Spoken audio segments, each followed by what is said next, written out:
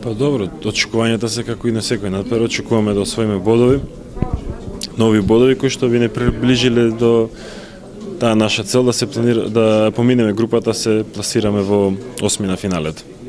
Со оглед дека првиот надпревар бодовите се убедливи 4 разлика, дали желбата за победа се намали или се зголеми?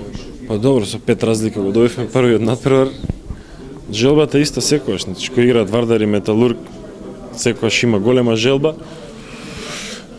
Само сега може да биде проблем тоа што нивната желба ќе биде можеби малце поголема од тоа на првиот најминута. Ние сме тука тоа да го совладаме, да одиграме квалитетно како на првиот меч и да пробаме да ги совладаме уште еднаш. Дали се плашите од некој Металург сега посебно тој надпревар? Па нема што да се плашиме, значи имат и квалитетни играчи, искусни, најдобрите играчи им се многу искусни. Имаат квалитетен тренер, исто така многу искусен.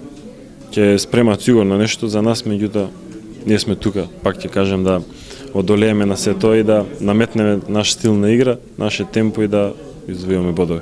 Каква помош ви се комитите на надпреварите?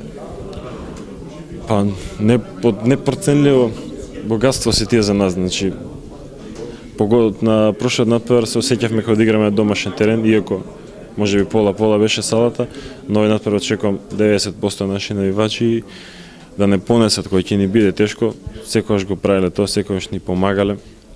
Ние сме тука да играме за нив, да ги радуваме, тие се да не бодрат, да ни помагаат кога ни е најтешко, така да супер соработуваме, само нека има победи, добри игри, супер се. Дали Станич ве плаши да ги се врати сега на тоа тркица? Нема што да се плаши, никој играч не размислува така. Може знаеме кој Станич има супер партии одбранет овде во оваа сала.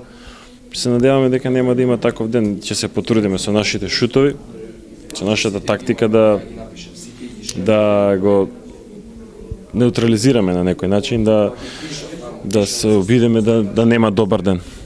Имате ли некој ритуал кога играте против Металург како тим? Па нема, ние на некој начин сме нов тим оваа година. Се уште се уигруваме, се здружуваме. Нема некој нешто посебно.